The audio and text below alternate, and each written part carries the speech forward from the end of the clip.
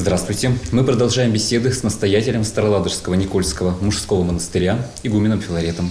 Отец Филарет, приветствую вас. Здравствуйте. Нам, как обычно, приятно бывать у вас в гостях. Спасибо за приглашение. Предлагаю в начале нашей встречи обсудить, мне кажется, очень важную тему, которая в последнее время активно муссируется в средствах массовой информации. Недавно информационное агентство Ленинградской области сообщили о том, что председателем областного комитета по здравоохранению был подписан документ, согласно которому в стационары к больным и умирающим жителям Ленинградской области будут допущены священники. Это будет происходить по желанию самих пациентов. Притом в реанимацию, палаты интенсивной терапии и в отделение паллиативной помощи священники могут приходить в любое время суток. Скажите, пожалуйста, как вы оцениваете эту инициативу, это решение? И будут ли священники Никольского монастыря посещать больницы и таким образом принимать участие в жизни наших волховских пациентов? При деятельности священников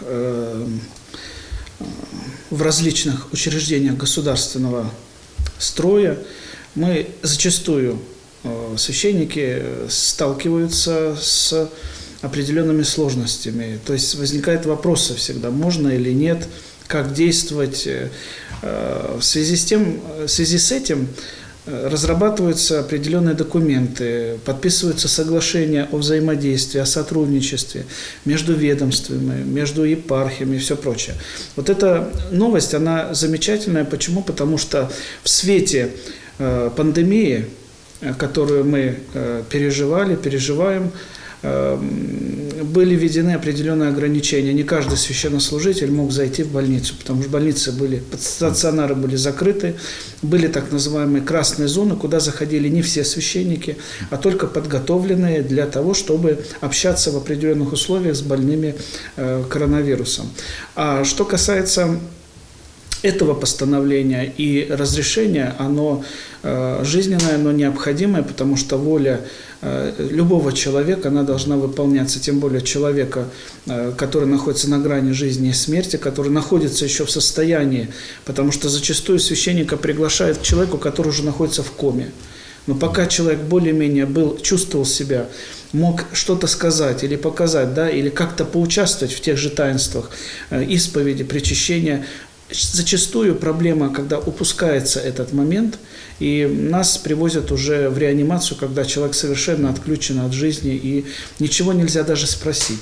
Вот здесь, конечно, это вопрос очень сложный, очень актуальный и необходимый.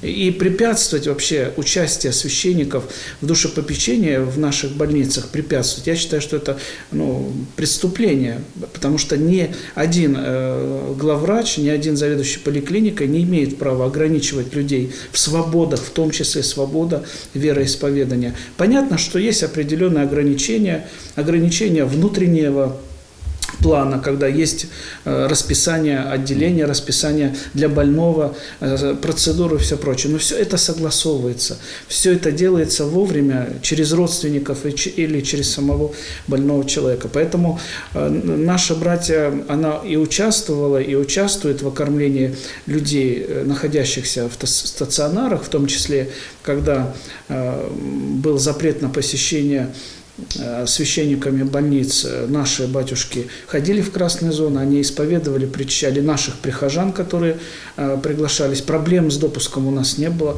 Поэтому в дальнейшем, безусловно, и в Волхове мы готовы ездить в больницы, но в Волхове у нас есть и другие батюшки, другие приходы, которым легче мобильно, быстро приехать, совершить определенное таинство. Поэтому позитивное решение, главное, чтобы о нем многие знали, особенно руководящие люди, занимающие руководящие посты в больницах, в стационарах, в пансионатах и прочее. Вот задача этого решения как раз станет оказание содействия в реализации права на допуск пациентов, священнослужителей для отправления религиозных обрядов. Да, безусловно, да. Ну, а у нас продолжается Великий пост. И отец Филарет, расскажите, пожалуйста, о каждой седмице Великого поста. Что она символизирует, что означает? Интересно.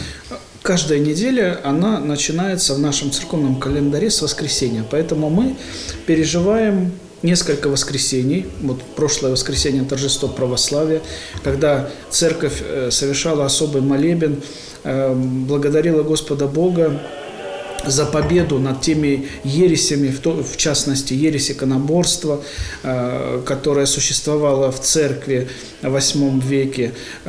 Эта неделя, она будет посвящена одному человеку, преподобному Григорию Паламе. Григорий Палама, он известен в церкви как писатель о благодатном свете. То есть он доказывает то, что через подвиги человек может соприкасаться с божественным светом. Вот мы всегда говорим, да, приди и очисти нас от всяких скверны, и освети нас, в каких-то молитвах читаем. Поэтому вторая неделя Григория Палама, который нас научает и вразумляет, что через подвиги, телесные подвиги человек очищается и просвещается. Третья неделя, она посвящена кресту Господню или страданию. В субботу, накануне воскресения, во всех православных храмах будет производиться такое действие, вынос креста. И третья неделя – это подкрепление наших душевных телесных сил. То есть мы черпаем силы в своей жизни, стоя у подножья креста, на котором распят Сын Божий. Следующая неделя – это преподобный Иоанн Лествичник. От слова «лестница» он написал одну книгу, которая рассказывает о духовном восхождении человека. Потому что человек, побеждая те или иные страсти, он восходит как бы по лестнице к совершенству.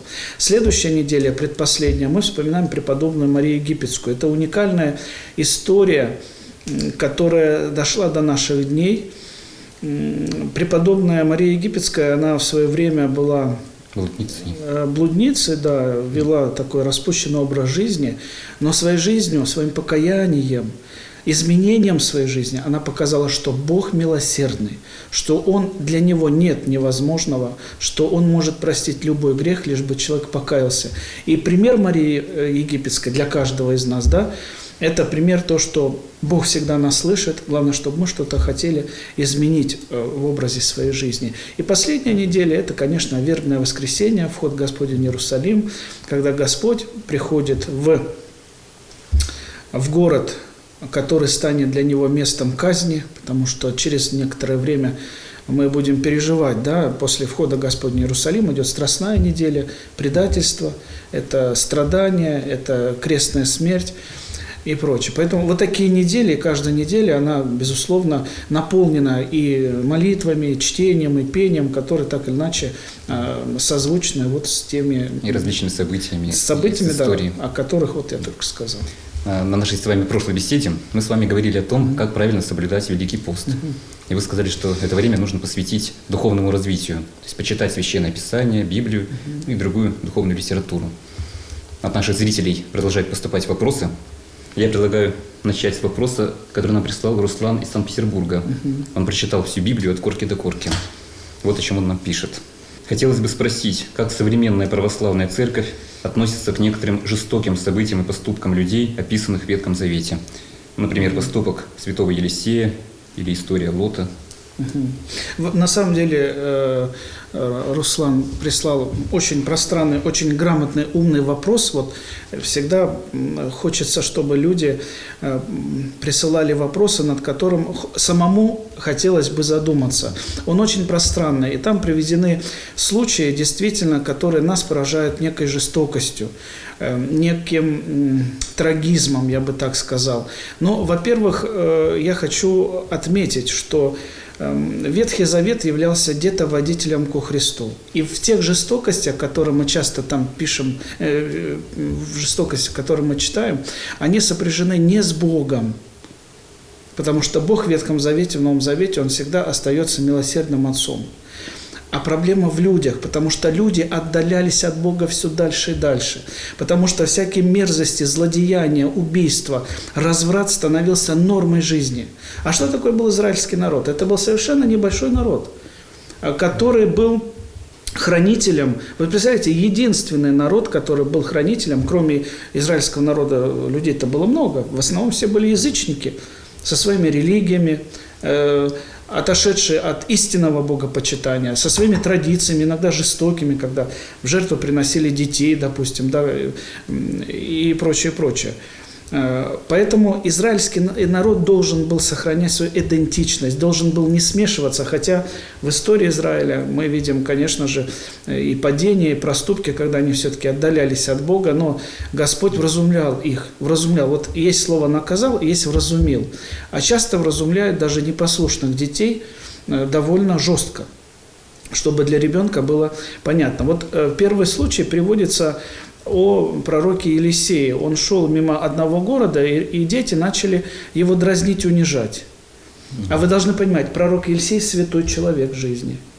То есть в нашей жизни даже есть такое понятие бумеранга. Не унижай доброго человека, не унижай правильного человека, потому что тебе это унижение вернется назад. Словом, делом. В Ветхом Завете этот бумеранг работал немного пожестче. Но я хочу Руслану, я, конечно, очень благодарен ему за вопрос, хочу предложить, помимо Священного Писания, чтобы у вас на столе были другая литература. Толковая Библия уникального профессора, преподавателя Санкт-Петербургской духовной академии Лопухина, который, кстати, похоронен на Никольском кладбище в Александро-Невской лавре. Это уникальный труд трехтомный, где приводится толкование практически на любой стих. Вот помимо Священного Писания нужно еще понимать, как это воспринимается церковью, да, как это толкуется святыми отцами. А это выдержки. Вот я хочу прочитать про Елисея. Да? Нечестивых детей, нечестивых жителей Вифиля, главного средоточия культа тельцов, то есть это был языческий город, где приносились жертвы определенные, где были свои традиции. Это был не иудейский народ. Детей, позволивших себе, может быть, с ведома отцов своих, имеющих основания враждебно отнестись к истинному пророку Божию, оскорбить пророка, постигает страшная кара. Там выходят два медведя, да, и медведи выходят и растерзали практически 40 ни в чем не повинных детей. Страшная кара по слову пророка за легкомысленное издевательство над ним. Еще раз хочу сказать, Ветхий Завет – это детоводитель ко Христу. Там все было очень жестоко, потому что народ, люди были далеки от истинного Бога. Потому что, я еще раз хочу, зло было нормой. Но есть еще такое понятие, как возмездие. То есть, если издеваются над праведным человеком, над святым человеком, а праведников в то время было очень мало. Пророков Божьих мы можем перечислять по пальцам. Поэтому толковать каждое место, это не хватит ни программы, ничего, но я Руслану посоветую, безусловно, взять эту книгу, взять в библиотеке, если нет возможности приобрести. И чтобы было интересно и с пониманием читать Библию, потому что Библия уникальная книга, написанная на протяжении огромного количества времени. Над ним трудилось тоже много людей. Библию написал не Бог. Я как-то был в одном светском вузе, и человек по философии, стоя на кафедре, так заявлял: Библию написал Бог. Конечно, верующие люди посмеялись. Написали люди по водительству Духа Святаго. То есть писали люди, они могли ошибаться, вносить какие-то неточности. Допустим, я всегда говорю, и вот здесь же в книгах толкования, которые нам способны помочь правильно понимать Священное Писание, безусловно, мы черпаем сведения, откуда появились верблюды там, где они никогда не могли быть, и прочие моменты, к которым мы привыкли в нашей жизни. Поэтому читайте, изучайте, это очень похвально, что люди интересуются. То есть ответы на эти сложные вопросы можно найти. Безусловно, да. Ну, а те примеры, которые приведены Русланом, конечно, это отдельное толкование. Вот открываем книгу, смотрим и правильно понимаем. И следующий вопрос от Руслана, тоже на тему Священного Писания. В разные эпохи одни и те же тексты предлагалось воспринимать то буквально, то метафорически. С развитием технологий и увеличившимся уровнем знаний прослеживается тенденция к тому, что все больше отдельных отрывков из Библии мы должны воспринимать метафорически, а не буквально. И подскажите, пожалуйста, кто и на каких основаниях решает, что при прочтении нужно воспринимать буквально, а что нет? Вопрос понимания Священного Писания уходит глубоко в древность. И если вы будете изучать историю Древней Церкви, то вы увидите, что было несколько богословских школ, которые потом, можно сказать, останутся только две богословские школы – Антиохийская и Александрийская. И вот проблематика понимания Священного Писания, вообще понимание того, что написано в Библии, Библии. А Библия, она, мы с вами уже знаем, делится на две части. Ветхий Завет – это подготовка человечества к пришествию в мир Христа. Новый Завет – это раскрытие того, что люди ждали. Так вот, Александрийские, антиохийские богословские школы, они между собой постоянно спорили, если можно так сказать. Было некое противостояние, потому что одни говорили, нужно понимать буквально. Вот если сказано, Бог ходил по раю и говорил: «Адам, где ты? Почему ты от меня спрятался?» то аллегорическое понимание «Бог ходил» – это значит, Бог искал его. Да? Он знал, где он, под каким кустом сидит. Да. Но это тоже некая педагогическая, назидательная информация, которую мы воспринимаем. Да. Мы знаем, что у Бога нет ни рук, ни ног, потому что это духовное великое существо, я бы сказал, да, которое имеет ни начало, ни в бытийном своем понимании, ни начала, никто его не создавал. Он всегда есть, был и будет. У него нет ног, как у нас. Понимаете? А вот эти вот моменты, Бог ходит и говорит, Бог слушает. Это, конечно, аллегория. Безусловно, антиохийские, александрийские школы, они до сих пор, вот это вот мнение, богословское мнение богослов, как это понимать, безусловно, оказывает влияние на те или иные моменты, когда мы изучаем Священное Писание.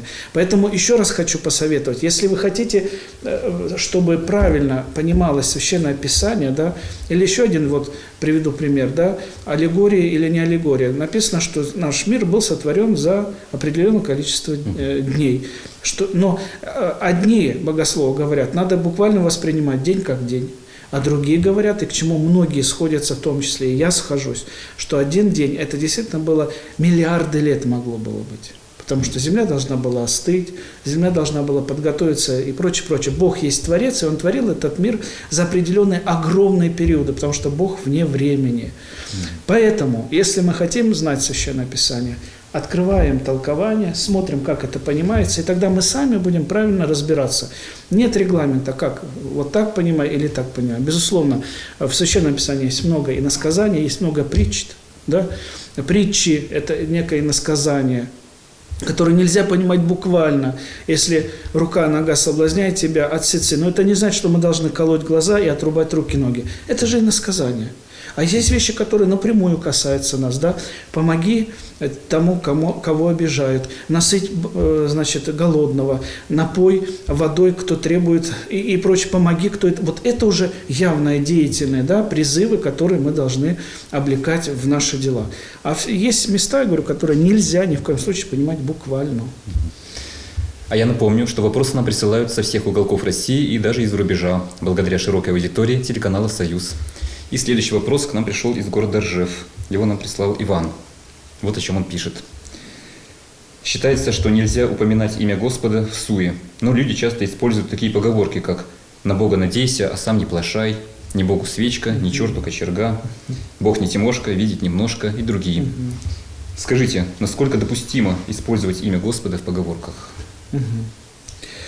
Ну, это некое творчество, насколько оно согласовано с Библией, Священным Писанием, я не могу сказать, но однозначно хочу отметить, что у каждого из нас есть святые понятия, как Родина, да, понятия папа, мама, родители, дети, то есть некое святое. Вот Господь – это есть выше всех понятий, это самое наипервейшее понятие так сказать, в списке святых моментов в жизни человека, да, могилы своих предков, прочее, да, то, к чему мы относимся очень трепетно и не позволим не унижать, не оскорблять, потому что это оскорбляет мои чувства, да, тем более, когда говорится о Боге, и когда Бог является центром насмешек или издевательств, когда имя Бога используется, допустим, в неправильных делах, я Богом тебе клянусь, вот ей-богу, не сойти мне с этого места, как часто мы, тоже в фольклоре в нашем русском, часто люди, простые крестьяне, говорили это совершенно от небольшого знания в каких-то богословских моментах, поэтому в любом случае имя Божие надо использовать только в молитвах, не в поговорках, а в молитвах, и понимая, к кому я обращаюсь, что это за имя, да, и вопрос всегда приводится банальный. Вы, если сегодня издеваетесь над этим именем, знайте, что когда вам будет худо, это имя может не сработать. То есть здесь нужно понимать, что тоже вот есть вот такой некий, да, бумеранг. как в делах, так и в словах. Мы всегда должны быть очень аккуратными. Особенно сейчас, когда идет Великий пост, мы должны быть очень аккуратными в словах. Тем более смеяться над именем Божьим или употреблять его всуе, то есть впустую, нельзя. То есть нужно ответственно подходить к этим моментам, к этим вопросам. Безусловно. Следующий вопрос нам прислала Вера из города Мурманск. Моя мама часто говорит плохие вещи, которые впоследствии сбываются. В народе это называется «накаркала». Она сама про себя говорит: «Язык мой, враг мой». Скажите, пожалуйста, батюшка, что это может быть? Или слово имеет какую-то силу, или это способность предвидения, или просто совпадение? Нет, это, конечно же, совпадение, никакого предвидения человек не обладает, но самое главное, нужно понимать, есть некие закономерности. Если ты ходишь по тропинке, а из тропинки торчит пень, какой-то раз ты обязательно сможешь спотыкнуться и даже упасть. Это всего лишь дорожка, это всего лишь твое невнимательное отношение к своему здоровью, к тому, куда ты идешь, не посмотрел и все прочее. То есть я считаю, что это некие совпадения. А что касается слов, то надо быть очень внимательными в словах. Еще раз хочу сказать, есть вещи, над которыми смеяться нельзя, есть вещи, нельзя желать зла ближним своим, потому что это зло вернется к вам. Это духовный закон. Хотим мы этого, не хотим. И опять тот же закон бумеранга. Да, он вернет все назад, поэтому лучше делать больше добрых дел. Лучше говорить больше хороших слов своим близким, любимым, детям, папам, мамам, тем, кто у нас есть рядом с нами. Лучше больше говорить хороших слов, чем каких-то слов, которые смущают нас. То есть сеять вокруг доброе, полезное. Да, безусловно. А язык враг, действительно, за языком надо смотреть, что говоришь. Дальше обращается Кирилл из Архангельска. Моему деду 86 лет. Он очень веселый и жизнерадостный человек. На здоровье не жалуется, до сих пор занимается спортом. Но при этом он постоянно шутит на тему смерти. Вот, например, ему предложили сдать нормы ГТО, на что дед ответил: «А разве на кладбище не принимают без ГТО?» И скажите, пожалуйста, не накликает ли он таким образом на себя беду? Можно ли шутить на тему смерти? Для верующих христиан тема смерти – это всегда вопрос не только философский, вопрос практический. Когда-то все заканчивается. И дай Бог здоровья дедушке, которому 86 лет, дай Бог, чтобы он долго жил. Но если вот Господь дал ему такой оптимизм, жизненную радость, то этим нужно наслаждаться. Потому что, вы знаете, уныние – грех, излишнее переживание – грех. Куда ни посмотришь, везде нас сегодня заставляют печалиться, потери близких, испытания вокруг каждого человека. Шутить над смертью нельзя, безусловно. Бояться ее, видите, верующие люди боятся не самой смерти, как факта перехода из одного мира в другой, а боятся все-таки отвечать за свою жизнь. Потому что мы после смерти обязательно предстанем перед Всевышним, перед Создателем нашим, и мы все ему должны будем рассказать о нашей жизни, какие мы были в этой жизни. Выполнили мы его план, его предназначение быть добрыми, милосердными, снисходительными, справедливыми. Если мы выполнили этот план, то, конечно, человек наследует жизнь вечную. А если не выполнил план человек, более того, если он отвергал все духовное, веру, религию, жил в угоду своей вот этой краткой жизни, это мгновение. Поэтому, безусловно, такому человеку, наверное, не очень будет хорошо в том мире, потому что он не избавился от своих грехов, потому что он не избавился от негатива, который человек накапливает, когда делает нехорошие дела. А в церкви есть инструменты избавиться от этого. Это исповедь. Почему мы идем на исповедь к священнику? Мы идем, немножко скажу правильно, мы идем на исповедь к Богу, я каюсь в грехах перед Богом. А священник – это не посредник, мы всегда говорим, между вами и Богом посредников не существует. Священник – это помощник. Это человек, который вам помогает, направляет. Священнику Бог дает власть отпускать и решить грехи. Поэтому священник – это тоже некое сакральное лицо вашей исповеди. А то в обществе есть стереотип, что люди думают, что священник – это посредник. И отвечая на этот вопрос по поводу смерти, безусловно, смерть – это встреча наша с Господом Богом. Безусловно, к этой встрече надо быть готовым. Вот в этом и страх, что Бог меня может забрать любую секунду, а я не готов. Возможно, люди боятся неизвестности и внезапности. А жизнерадостность. Дай Бог, чтобы у нас всегда был хороший настрой и позитивный настрой в этой жизни, чтобы мы этим настроем делились с нашими близкими, как это делает этот дедушка. И в продолжении темы следующий вопрос от Евдокии из Санкт-Петербурга. Скажите, пожалуйста, куда попадают души некрещенных людей? Могут ли они попасть в рай или в ад? Или для них отведено отдельное место в том мире? Безусловно, в том мире много места. И еще раз хочу сказать, что Господь наш Иисус Христос, который пришел в этот мир, который многие вещи сделал явными, Он не все рассказал о том мире, потому что мы можем только предполагать косвенно из Его слов, из святоотеческого наследия. Безусловно, два есть состояния души. Мы бываем или радостные, или грустные, да?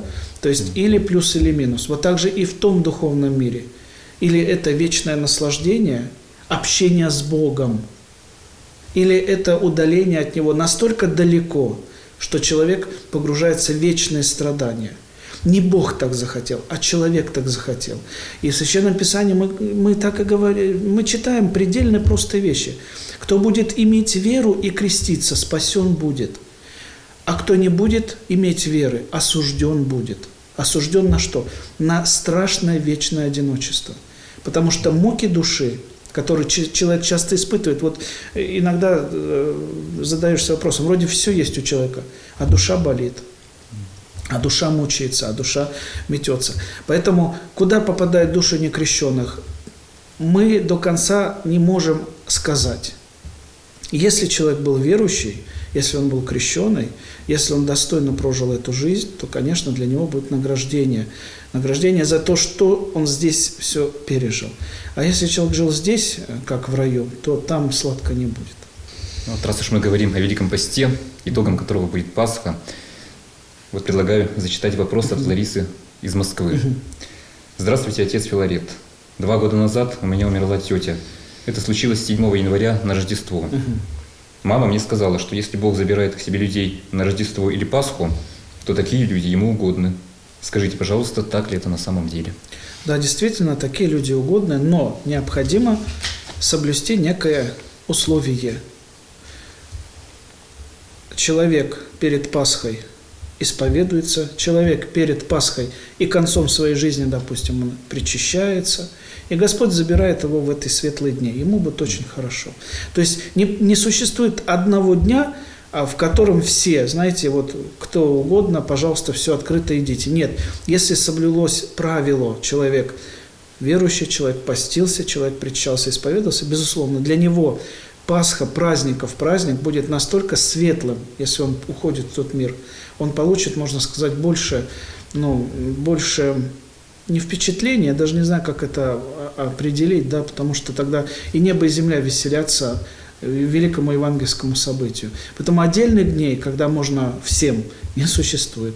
Любой день для человека – это некое испытание, к которому должен быть готов. Отец Филарет, огромное вам спасибо за интересную беседу. К сожалению, время нашей программы подошло к концу. Продолжается Великий пост. Я хочу вас попросить обратиться к нашим телезрителям с напутственными словами. Но всегда, братья и сестры, хочется пожелать легкого поста, чтобы это было время милосердием, воздержанием, и чтобы, безусловно, в конце этого пути Господь вознаградил каждого из нас легкостью духовной, духовным зрением, и, безусловно, чтобы мы, выйдя из этого поста, не пустыми, а действительно обогащенными благодатью Божьей. А все, что есть в церкви, этому помогает. Храни всех вас Господь. Еще раз благодарю за интересную беседу. Всего доброго. А я напомню, вы смотрели передачу «Беседа у камина». Дорогие друзья, присылайте свои вопросы игумену Филарету через сайт Староладожского Никольского мужского монастыря или страничку Волхов ТВ. На сегодня это все. Всего доброго и до встречи. Вас приглашает в незабываемое путешествие Никольский мужской монастырь в Старой Ладоге. Уникальный паломнический экскурсионный тур выходного дня – это возможность провести время в стенах древней обители, встретиться с настоятелем монастыря, трапезничать с братьями по монастырскому уставу, а также для вас подготовлена экскурсионная программа по обители и храмам Старой Ладоги. Не упустите возможность посетить поистине удивительное место. Место, где пересекается прошлое, настоящее и вечное.